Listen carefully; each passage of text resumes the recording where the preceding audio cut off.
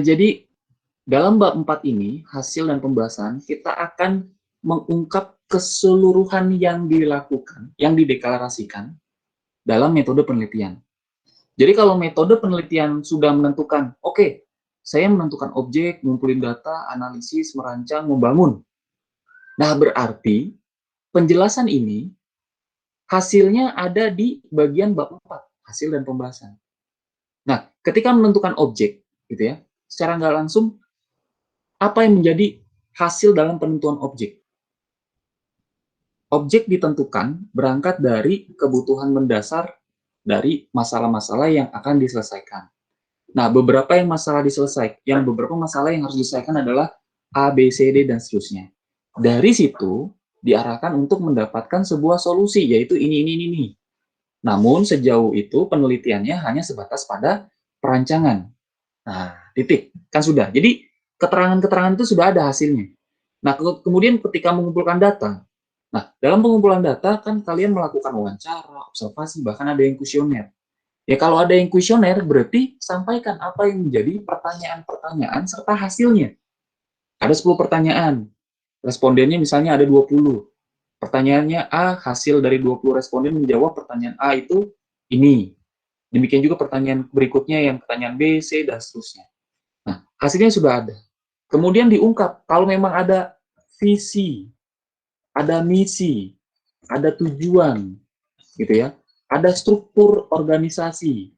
Nah, termasuk misalnya deskripsi tugas mereka, tugas, wewenang, tanggung jawab, gitu ya, atau peran. Nah, ini harus disampaikan dalam pengumpulan data. Nah, itu juga harus ada ya. Nah, karena kan berangkat dari yang Anda mengumpulkan dari wawancara tadi, kuesioner, observasi. Nah, kalaupun nanti observasi di objek penelitian apa, tapi secara spesifik di lingkup yang mana. Kalau memang pendidikan SD yang mana? Oke, SD kelas 1 kah, kelas 2? Di SD kelas 1 ada banyak. Mengenai tugas, mengenai penilaian, atau mengenai kurikulum. Nah, itu sudah disampaikan hasil observasinya ada bagian secara spesifik di bagian mana. Nah, kemudian dianalisis. Nah, data dianalisis. Dimulai dari misalnya data dokumen strukturisasinya kah, dokumen SOP-nya kah, standar operasional prosedurnya kah, kemudian relasi setiap data yang ada kah. Nah, begitu. Atau mungkin, nah, di sini karena kaitannya ada mengenai metode analisis tertentu, model analisis tertentu, misalnya SWOT. Kalian mengungkap, oke, analisis SWOT berdasarkan kekuatan, kelemahan, dikaitkan dengan peluang dan hambatan, tantangan. Nah, itu seperti apa? Gitu. Jadi, gunakan. Kalau pakai metode yang lain, boleh. Kalau nggak pakai metode juga nggak ada masalah. Cukup menganalisis dari data, SOP, kemudian beberapa bagian yang lain yang nggak perlu. Kalau misalnya ada algoritma tertentu, ya analisis algoritmanya masukkan. Ya. Sampai kepada perancangan. Berarti perancangan itu berangkat dari komponen-komponen sistem informasi. Ada hardware, ada software, ada brainware, ada network, ada data dan prosedur. Berarti rancang data dan prosedurnya. Kalau pendekatannya berbasis objek, berarti gunakan use case diagram. Terus jelaskan deskripsi dari use case diagramnya dengan menjelaskan aktornya. Bukan hanya gambar, tapi juga cerita. Gitu ya, cerita tentang, oke, ini aktor ini kaitannya dengan case ini ngapain, fungsionalitasnya apa, terhubungannya apa, relasinya itu pakai extend atau include atau generalization. Nah, itu kan penggambaran use case. Tapi kalau yang pendekatannya terstruktur, oke, pakai flow map. Ada swim lane-nya, entitasnya apa, dari setiap entitas itu atau aktor itu ada runutan aktivitas apa saja. Namun sebelumnya belum sampai ke flow map, itu harus ada penjelasan urutan-urutan prosedurnya. Nah, kalian bisa baca itu dari entah itu kerja praktek senior kalian, atau skripsi dari senior kalian, atau bahkan dari laporan-laporan lainnya yang sekiranya mengulas tentang perancangan. Nah, itu baru data dan prosedur. Dari situ nanti berangkat ke bagaimana merancang kebutuhan untuk hardware-nya, software-nya. Nah, untuk brandware-nya tadi sudah dijelaskan sebenarnya di bagian use case. Termasuk nanti deskripsi tentang aktor ya, itu membahas mengenai kebutuhan brandware sebenarnya, rancangan kebutuhan brandware. Nah, setelah itu nanti network-nya. Nah, untuk network-nya, jaringannya, kalian sudah belajar simulasi menggunakan Cisco Packet Tracer. Gunakan itu. Jadi bukan lagi pakai Visio, pakai Cisco Packet Tracer. Simulasinya apakah dia running. Nah, ketika dia dari gambarnya itu kan kalau running kan warnanya hijau ya, node-nya. Itu di screenshot. Nah, tampilkan di situ metadata dari setiap network. Misalnya kalian rangkum lah, oke ini IP class-nya berapa, range-nya berapa, kemudian MAC address-nya dan sebagainya, ya, itu tuh ada node-nya berapa, backbone-nya kalian identifikasi, terus ceritakan. Jadi sebuah gambar itu nggak menjelaskan apapun, kecuali ada kata-kata yang menjelaskannya. Dan kata-kata yang menjelaskannya nggak cukup 1-2 kalimat. Harus lebih, 3, 4, 5, bahkan mungkin bisa 2 paragraf. 1 halaman. Nah, itu ya. Ini buat kalian juga, kalau ada gambar, nggak boleh gambar berdiri sendiri. Harus ada kata-kata yang menjelaskan, apapun itu. Nah, sampai ke perancangan layout antar muka, tampilan. Kalau misalnya ada loginnya tampilannya kurang lebih gimana. Ini masih perancangan ya. Berarti kalau perancangan kalian bikin mock-up-nya, gambarnya. Bukan yang udah jadi ditempel, enggak. Jadi kalau menggunakan misalnya contoh pakai Visio bisa, pakai Microsoft Word juga sebenarnya bisa, atau pakai Paint. Kalian pakai Paint, pakai Sai gitu yang biasa gambar animasi, sok itu bisa digunakan. Jadi bentuk kotak, loginnya di mana, labelnya di mana, tombol close-nya di mana, submit-nya di mana. Nah, itu kalian desain. Kalian rancang antar mukanya. Ya. Nah, jadi sampai tahap perancangan kurang lebih seperti itu. Namun kalau udah pembangunan, berarti apa yang perancangan datanya belum. Nah, tabel relasinya, database-nya, struktur datanya. Kalau misalnya di situ ada pengkodean, kodifikasi seperti apa. Nah, itu datanya itu harus dirancang juga. Jadi nggak serta-merta data tuh tidak istilahnya diabaikan gitu, tidak. Ya, jadi harus dirancang juga. Nah, kemudian kalau sudah sampai tahap oke, ngerancang selesai, ngebangun. Berarti kalau membangun, posisinya berarti apa yang sudah dirancang tadi itu ditampilkan. Hardware-nya gini, software-nya gini, database-nya ini loh. Nah, kalian gunakan editor SAM atau WAM, kemudian di situ ada map-nya untuk tabel relasinya itu di screenshot, tampilkan. Nah, itu bentuk dari pembangunannya. Nah, kemudian apa yang kalian kodifikasi gitu ya dalam bahasa pemrograman tertentu, tampilannya itu di screenshot. Yang tadinya login perancangan, oke ini login realnya yang aslinya. Taruh, ditempel di sini. Gitu ya. Kemudian juga dengan pengujian, termasuk juga dengan implementasi. Kalau pengujian kan ada yang black, ada yang white, ada yang gray. Itu gray itu semi black white. Nah, saya kurang paham yang bagian itu. Nah, kemudian implementasi ada paralel, ada pilot. Nah, misalnya kalau pilot itu yang implementasinya hanya untuk satu bagian saja dari misalnya untuk 10 seksi gitu ya, dipakai ini. Tapi saya gunakan untuk satu seksi ini dulu, apakah sesuai atau tidak. Nah, itu pakai pilot project. Nah, itu udah sampai implementasi ya. Nah, selesai. Kalau misalnya ada tahap sampai 4.8 maintenance atau perbaikan, maka sampaikan hasil dan perbaikannya. Hasil pembahasan untuk maintenance. Oke, itu untuk hasil dan pembahasan. Nah, saya ingin sampaikan beberapa contoh. Oke, ini contoh yang pertama. Jadi, jangan lihat babnya, karena tujuannya adalah kita akan membahas mengenai hasil dan pembahasannya. Nah, tadi ada bicara tentang ada analisis data. Nah, kalau di sini, ini membahas mengenai analisis masalah. Di mana ada tahapan analisisnya, dari mulai menganalisis data, ini ada nih,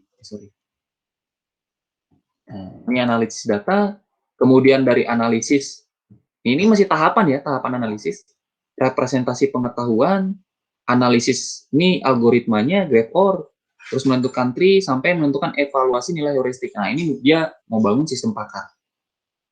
Nah, di sini analisis data apa? Diterangkan. A, B, C, D, E, F, G, A, dan seterusnya. Kemudian sampai ke, scrollnya agak panjang ini ya. Nah, analisis algoritma. Kalau memang ada. Nah, ini dianalisis. Kemudian sampai kepada nih analisis nilai evaluasi. Sorry, analisis evaluasi nilai heuristik pada kasus. Nah, ini diterangkan analisisnya. Bahkan sampai ada tabel, ada gambar. Nah, tabel ini memiliki penjelasan. Nah, ini melalui keterangan. Jadi nggak boleh hanya tabel tok, harus ada penjelasannya. Kemudian di sini ada, mana lagi berikutnya, nah ini ada tabel lagi, ini penjelasannya, kemudian ada struktur data, ini penjelasan daripada struktur data ya. Jadi kalau misalnya ada penjelasan mengenai algoritma tertentu, tabel, gambar, diagram, rumus, harus ada penjelasan. Oke, berikutnya penerapan algoritmanya. Ini saya cepat-cepat saja. Analisis kasus. Nah, ini. Jadi, analisis kebutuhan non-fungsional. Kalau yang tadi analisis fungsionalnya. Nah, yang di sini, dia menyatakan kebutuhan non-fungsional, mereka menganalisis usernya. Jadi, usernya siapa? Oke, sistem bla bla bla ditujukan kepada teknisi dan polisi yang menggunakan Yamaha dengan spesifikasi yaitu dapat menggunakan komputer dan biasa dengan tampilan underdose. Nah, ini. Jadi, usernya ditujukan untuk ini. Ini harus dianalisis. Nggak serta-merta user dibiarkan saja, nggak dianalisis.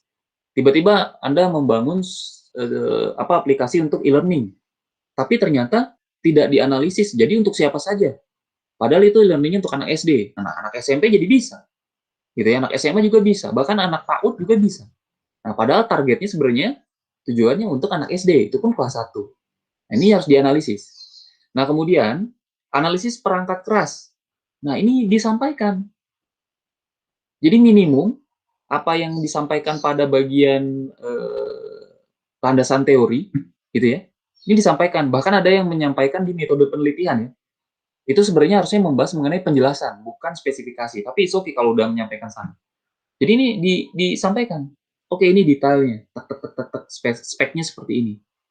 Nah, ini baru kebutuhan untuk misalnya di sisi servernya. Nah, ini di sisi kliennya. Nah, itu dibedakan. Gitu ya. Sampai ke analisis perangkat lunak. Nah, ini perangkat lunak misalnya dalam pembangunan bahasa programnya menggunakan bahasa pemrograman tertentu dengan tools-tools atau software-software tertentu termasuk sistem operasinya. Nah, kemudian di sini ada untuk kliennya bagaimana misalnya, nah, terus dikasih keterangan berdasarkan bla bla bla bla bla. Jadi ada ceritanya, ada bacotnya lah kurang lebih di sini. Jadi nggak hanya hanya spesifikasi udah selesai. Nah, ini sampaikan nih kalimat-kalimatnya. Nah, setelah itu baru menganalisis sistem. Menganalisis sistem itu harus menyampaikan apa yang menjadi prosedurnya, gitu ya. Di sini dia sudah sampai IRD, kemudian pakai diagram konteks. Nah, ini diagram konteksnya. Ada diagram konteks atau DFD level 0 ya. Nah, DFD level 0. Nah, perlu pahami bagaimana cara membuat DFD. Kalau pakai objek kan setidaknya use case diagram di sini. Nah, ini DFD level 1. Nah, ini ngejelimet ya. Saya yakin kalian melihatnya kecil. Nah, ini DFD level 1 proses 2 dan seterusnya. Ini DFD level 2 proses 2. Seterusnya. Nah, kemudian dari sini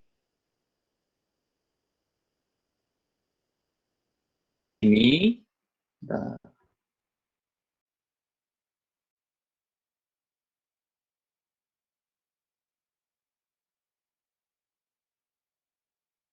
kalau di sini dia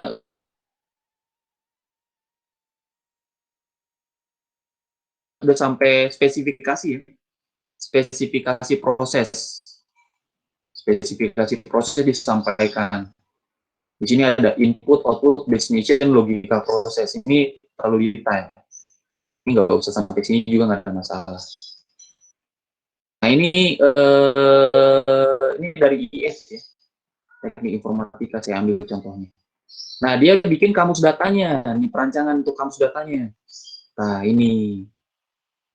Oke, termasuk ke basis data. Nah, ini perancangan basis datanya. Ada struktur tabelnya, ini perancangan untuk tabelnya seperti ini.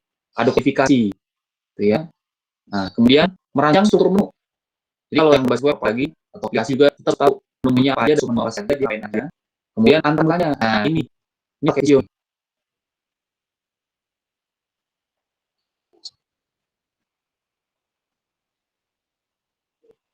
Oke, ini terbuka untuk tampilan, untuk reset data, untuk setting database, dan seterusnya.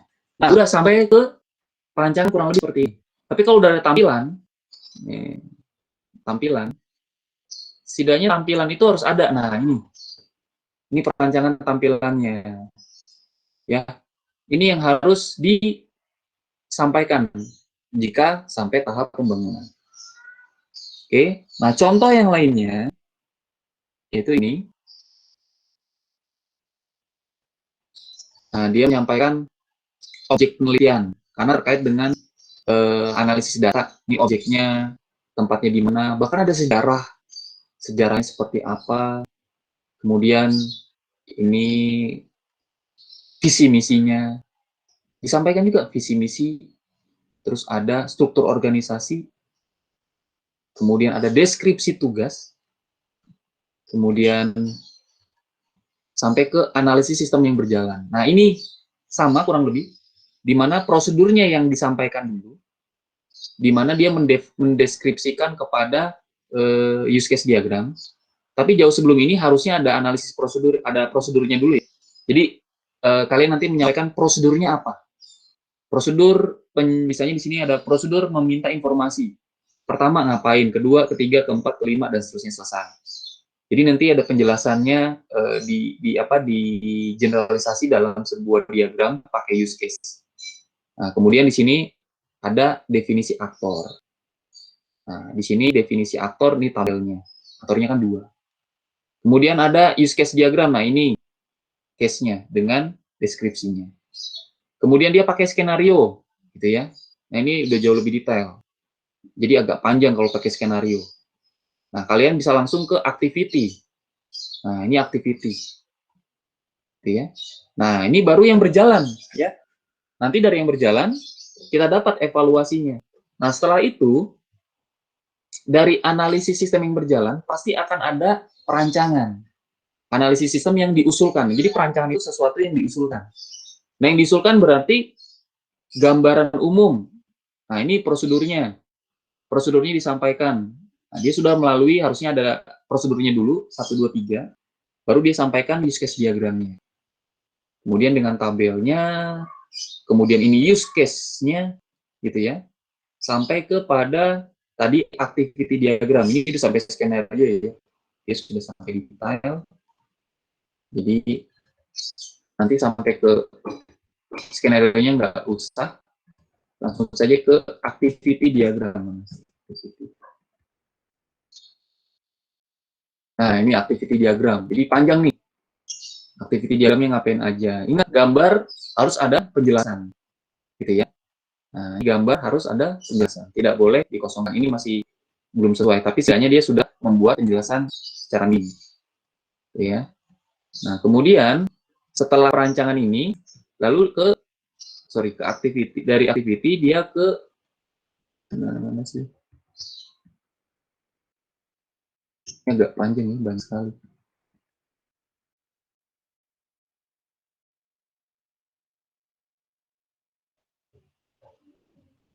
Nah, dia sampai ke objek atau kelas diagram.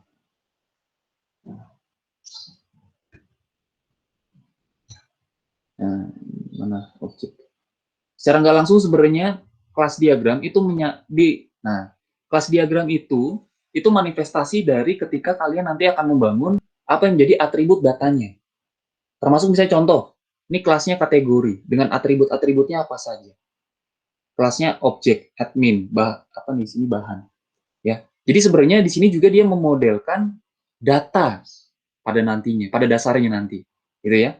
Jadi ini bisa menggunakan kelas diagram. Kalau pendekatan terstruktur kan kalian pakai tabel relasi, IRD, strukdat, gitu ya. Nah, kemudian ini objek diagram. Setelah menuliskan kelas baru objek, baru komponen. Nah, ini menyatakan komponen itu bagian-bagian pemodelan perangkat-perangkat atau piranti-piranti yang digunakan dari sisi server atau kliennya. Gitu. Ini sudah memodelkan simulasi dari keseluruhan piranti yang digunakan. Nah, bisa menggunakan komponen. Sorry, itu deployment ya, deployment yang ini. Kemudian ada perancangan antarmuka. Nah, di sini perancangan antarmuka. Gunakan dulu, rancang dulu struktur menunya.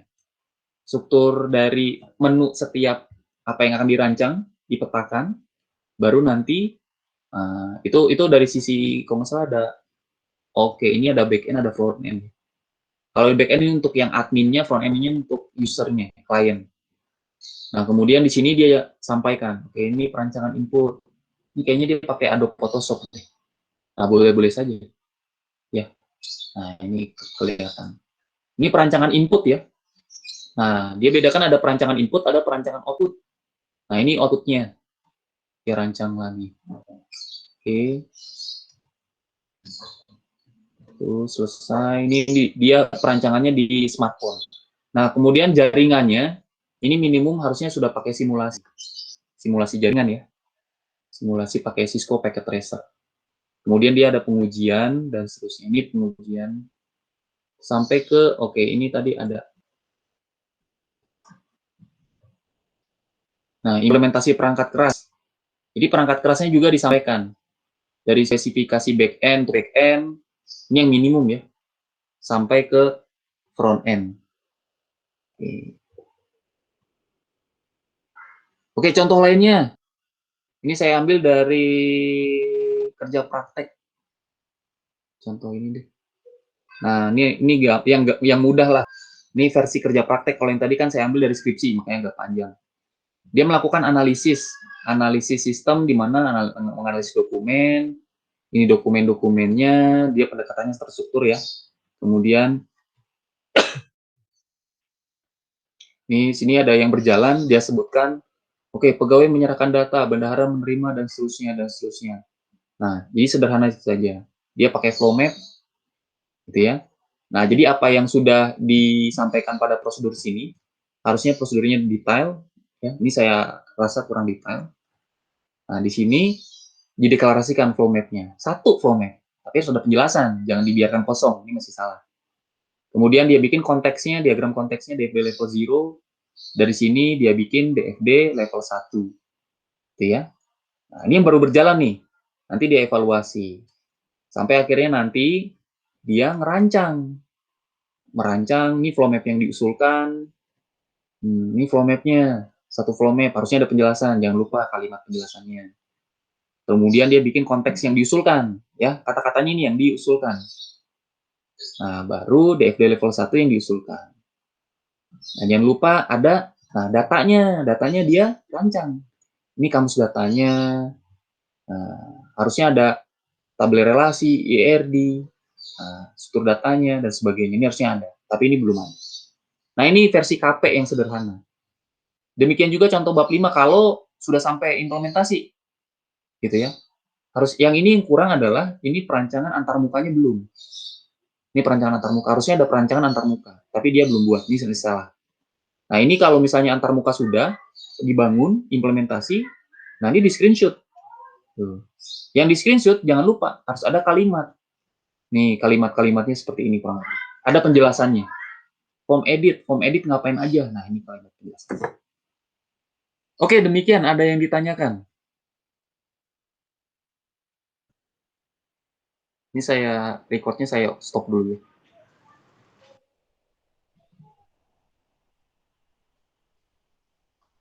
Oke, silakan ada yang ditanyakan. Pak mau nanya untuk file record sama yang contoh bab 4-nya bakal di-share nggak? Oh, kalau yang ini. Nah, yang ini kan contoh saja. Saya ngambil dari beberapa literatur seperti skripsi, kerja praktek, yang ada di Unicom. Jadi maksudnya kalian bisa mengeksplor lebih luas lagi.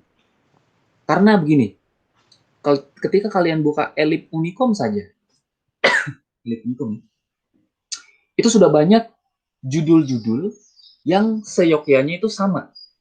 Misalnya contoh nih, bukan sama ya, dalam artian tuh similar. Contoh misalnya aplikasi manajemen kelas berbasis web, kayak kelompoknya Aji.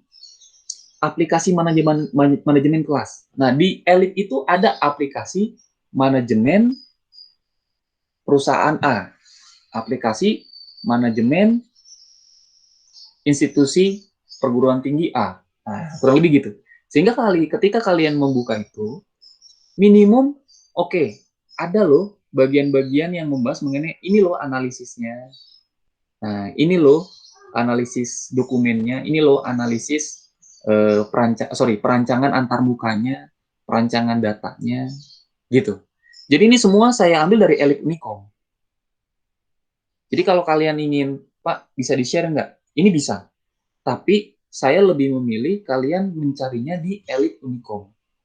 Gitu ya. Di sini udah sering buka Elite Unicom kan? Nabil sering buka nggak? Jarang Pak, biasanya di Scholar saya. Kalau Scholar, di Scholar juga bagus. Itu karena kalau Scholar kan cenderungannya lebih ke jurnal ya, proceeding. Nah kalau Elite Unicom setidaknya apa yang sudah dikerjakan oleh senior kalian. Makanya saya tadi penekanannya kepada coba ke senior kalian dan sebagainya. Bukan hanya Elite Unicom, tapi ada Elite ITB, Elite UI, Elite Gundar, ITS. Nah, itu tuh yang versinya apa Wahid lah gitu. Unicom juga versinya yang Wahid. Nah, cuma nanti pakai saja elit-elit perguruan tinggi, bisa cari di situ entah itu KP, skripsi. Nah, saran saya di dua itu aja, KP dan skripsi. Kalau mau versi detailnya buka skripsi. Jadi kalian baca dulu, dari baca itu saya yakin kalian punya pemahaman. Dari situ nanti baru ditulis ke laporan kalian. Versi kalian itu begini. Nah, itu akan sedikit kok. Karena misalnya cuma satu modul, satu bagian saya cuma manajemen kelas aja. Kan saya nggak ngomongin keuangan, saya nggak ngomongin apa gitu ya. Saya cuma ngomongin tentang iuran saja. Nah, selesai. Kalau kalau itu kan hanya mungkin satu roadmap deh. Kemudian ada 5 perancangan. Entah pakai ujinya, pakai sisi backend-nya, front-end-nya. Nah, nanti sini, ini contohnya di Unicom, kan di sini ada laporan kerja praktek. Nah, ini ada laporan kerja praktek, ada laporan D3 tugas akhir, ada yang S1 nih, S1 final project ini skripsi. Gitu. Misalnya contoh kalau laporan kerja praktek aja ini, nah ini, saya klik kelihatan ya, ini tulisannya agak kecil. Nah, di sini ada fakultas teknik. Nah, kita pilih.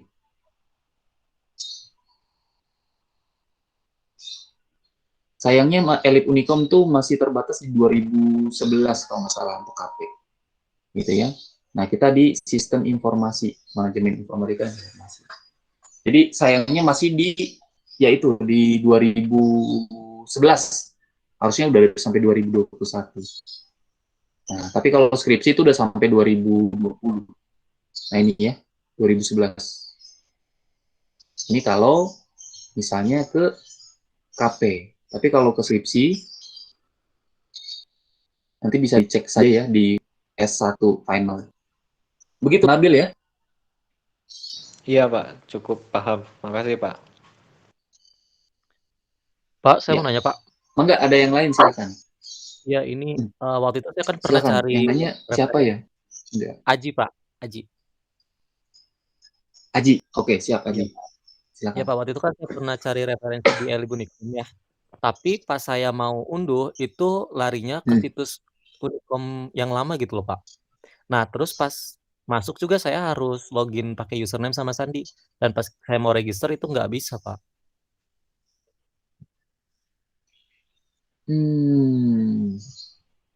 Itu Elite Unicom ya, betul ya? Iya kalau nggak salah Elite Unicom deh. Tapi dilariinnya nanti ke library Unicom yang lama. Saya nggak tahu nih Unicom yang baru, tapi yang ini dari zaman saya masih mahasiswa tampilannya sama loh seperti ini. Cuman memang datanya saja yang update. Nah, jadi kalau misalnya di sini misalnya nih, S1 final project gitu ya.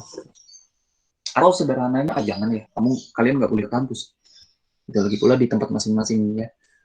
Di kampus itu ada sebenarnya dokumen-dokumen di perpustakaan SI.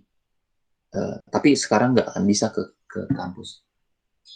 Nah ini jadi kalau misalnya ke sini S1 final project ke Fakultas Teknik dan Ilmu Komputer itu minimum dokumen-dokumennya tadi saya download. Sebentar ya, saya sampaikan prosesnya. Saya ini teknik komputer dan yang ini manajemen informatika dan sistem informasi atau sistem informasi.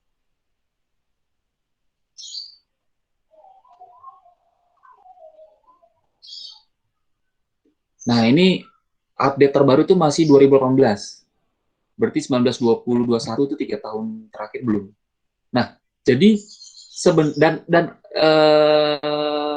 memang terbatas. Kenapa? Karena ini terkait dengan hak akses publikasi. Hak akses publikasi itu jadi ada batasannya. Bisa jadi perusahaan hanya minta, tolong ini publikasi jangan bab 4. Karena bab 4 itu mengekspos keseluruhan apa yang diusulkan.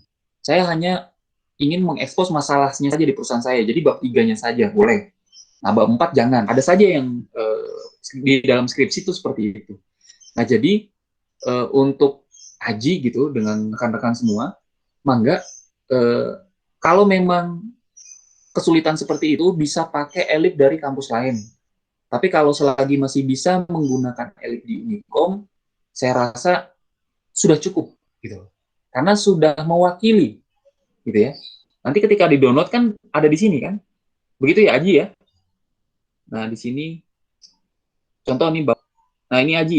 Ini kan bab 1, bab 5. Ternyata bab 2, 3, 4-nya itu nggak ada. Nah, kalau begini, kita bisa cari topik yang lain. Jadi kita searching lagi. Nah, capeknya mungkin di situ. Ya. Tapi kalau Aji kesulitan, saya pengennya yang universal, general. Nah, termasuk kayak Nabil tadi, cek di Google Scholar itu sudah bisa, sudah cukup. Bagaimana Aji? Terwakili nggak jawabannya? Masih ada ini? Oh iya, iya Pak sih, udah ini udah jelas Pak. Jadi memang kesulitannya kalau tidak semua data itu diekspos, karena ini berkaitan dengan kerahasiaan atau sifatnya ini ya informasi yang privacy. Nah perusahaan tuh nggak mau diekspos kelemahannya. Nah kayak yang tadi yang saya tunjukkan itu perusahaan nggak mau, karena nanti ketika Anda bikin skripsi Anda juga harus menandatangani itu. Perusahaan menandatangani yang mau dipublikasi itu yang mana, karena nggak semua perusahaan itu open gitu ya, open source lah. Oke, Mangga, silakan ada yang ditanyakan kembali. Oke, tidak ada ya. Kalau begitu saya cukupkan pertemuan saat ini. Oke, Mangga, silakan Sultan. Tadi kan ada 2 contoh ya Pak, yang dari IF sama KP gitu. Kalau yang IF ada KPSI, kayak lebih detail gitu. Ada tabel skenario-nya, ada reaksi aktor ke sistem. Terus kalau di KP ya bisa dibilang lebih ininya lah, nggak terlalu detail kayak tadi. Kita lebih condong mengikuti yang mana itu? Kalau mau condong, ikuti yang detail. Kalau mau condong. Jadi yang saya sampaikan tadi itu sebenarnya itu adalah skripsi saya.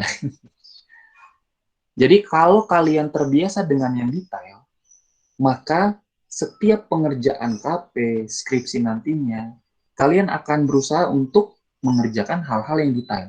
Tapi kalau mengerjakan yang penting ada, maka kecenderungannya kalian akan terbiasa dengan mengerjakan hal-hal yang penting ada. Nah itu. Jadi kalau diminta detail, sebenarnya kalau diminta untuk detail atau enggak, berarti itu kan saya dibebaskan. Mau detail atau enggak. Nah, cuman kalau memang kalian detail, itu akan menjadi, tetap aja akan ada penilaian ya baik yang detail ataupun tidak detail.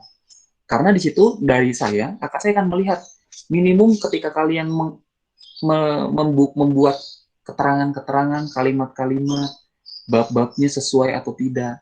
Nah, itu sudah cukup.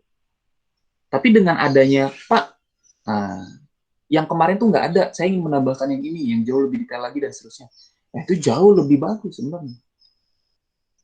Sehingga nanti ketika KP aja misalnya, kualitas KP kalian akan berbeda dengan kualitas orang lain yang mengerjakannya, yang penting ada. Gitu. Makanya saya ingin menyampaikan yang detail dulu, baru yang tidak detail, sederhananya seperti itu.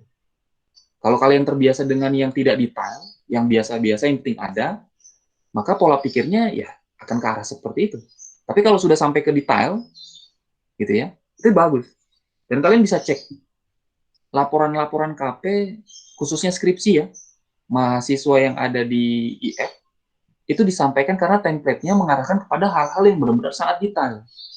Bahkan sampai kodifikasi pun, nah, SI itu sudah ada kodifikasi. Sampai ke analisis algoritma sudah ada. Nah, kita kan nggak sampai ke sana, karena kita kecenderungannya pada keilmuan SI-nya. Nah, jadi yang saya sampaikan ke yang kedua, yang tadi ya, yang ini. Nah, contoh 2, ini mahasiswa sistem informasi. Nah, jadi ini mahasiswa sistem informasi. Ini saya sudah menyampaikan implementasi basis data, ini ada, ya, ini database-nya, gitu. Tapi di screenshot. Di IF juga ada. Nah, login-nya, nah, bukan hanya login, bukan hanya tampilan, tapi ada keterangan, sebenarnya keterangannya nggak cukup ya, seperti ini. Jadi ikut ada implementasi tampilan login, nggak juga. Sampaikan, login dilakukan, di mana aksesnya siapa. Jika error, maka dia harus login ulang. Atau mungkin di sini kalau lupa password, ada tombol lupa password. Nah, itu keterangan-keterangan seperti itu yang penting sekali disampaikan. Tapi ini masih luput. Nah, ini contoh-contohnya. Beda dengan yang ini. Nah, yang ini nih. Nah, ini tampilan. Ini ada tampilan ini. Menunjukkan pesannya harusnya lebih. Nah, ini sudah mencerminkan setidaknya lebih detail. Gitu ya. Nah, ada pengujian alfa. Berarti ada pengujian beta kan. Nah, ini rencana pengujian seperti ini pakai Blackboard. Nah, terus ada pengujian tadi pengujian alfa. Ini pengujian konfigurasi. Ini baru pengujian apa coba? Pengujian aplikasi ya. Nah, kalau ini pengujian tampilan aplikasi. Kan jauh lebih detail. Yang satu aplikasi, yang satu tampilannya. Gitu ya. Nah, ini pengujian resetnya, settingnya. Bahkan sampai ke sini loh diuji. Ya, backupnya. Ini bagian menu, ini dari menu-menunya ya. Gitu. Dan seterusnya. Ya begitu. Sultan. Kalau Sultan pilihannya mau ke yang lebih detail atau enggak? Kecenderungannya gimana?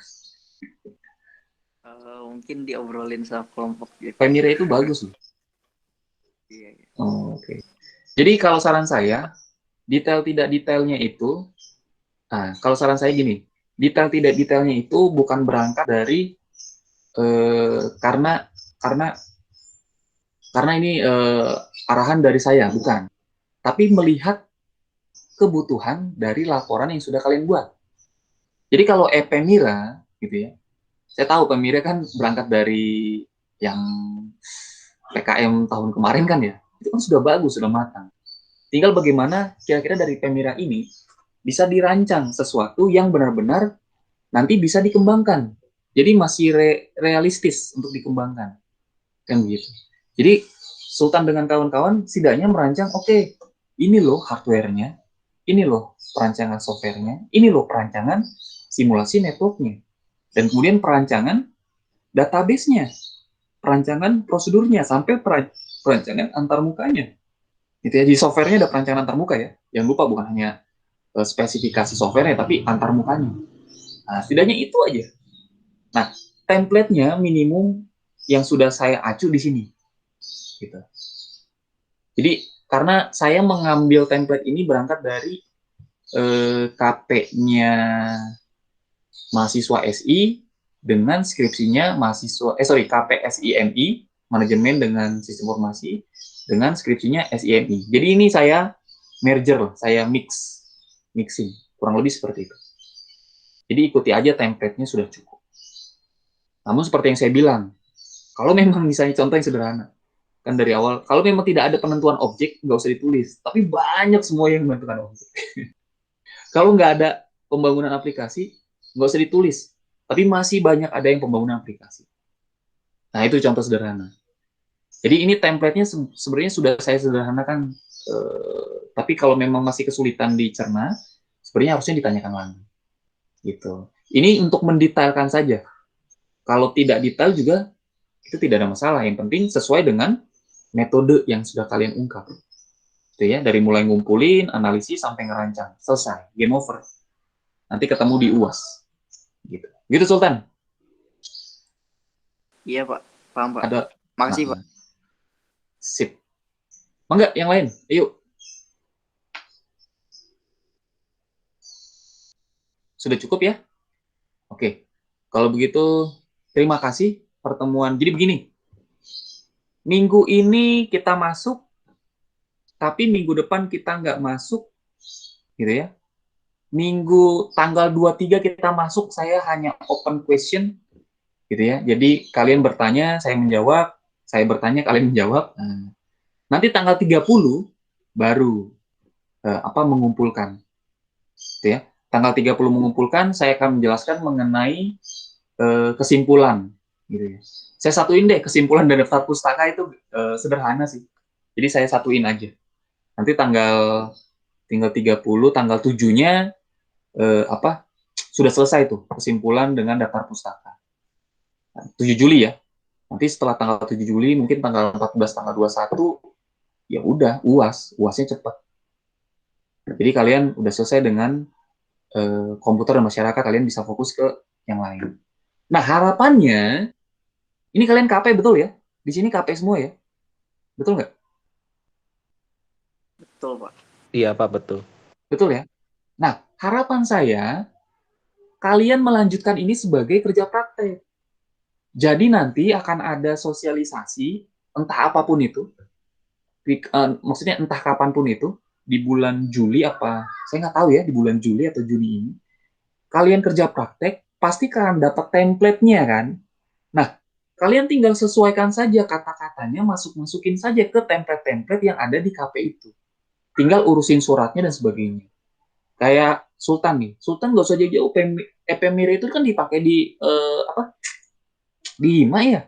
Bukan hanya HIMA SI saja atau MI, tapi bisa HIMA IF, bahkan bisa ke pemilihan rektor nanti yang paling canggih gitu ya, atau pemilihan kaprodi misalnya, atau ke pemilihan BEM. Nah, jadi kamu gak usah jauh-jauh, cukup ke situ aja ada suratnya, ikuti template-nya, masukin, berarti ya udah setidaknya membantu kalian untuk kerja praktek.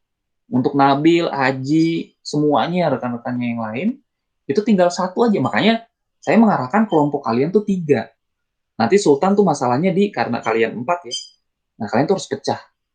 Nah, kalau kelompoknya 3, enaknya adalah kayak KP kan maksimum kelompoknya 3 orang kalau SIM. Gitu. Tapi kalau yang 4 saya nggak tahu nih. Gimana? Gitu ya, mungkin saja bisa gitu. Tinggal dikomunikasikan ke pembimbing masing-masing. Oke, jadi harapannya begitu. Sehingga nanti tanggal 14 Juli itu udah selesai laporan karya ilmiahnya untuk Komas yang bisa dipakai ke kerja praktek. Ya, begitu ya harapannya saya. Oke, kalau begitu saya akhiri pertemuan saat ini. Terima kasih semua. Sehat-sehat selalu. Jadi kita ketemu nanti 2 minggu lagi. Nanti akan saya infokan lebih lanjut. Oke, selamat pagi semuanya. Terima kasih. Mangga boleh live karena habis ini saya ada kelas lagi.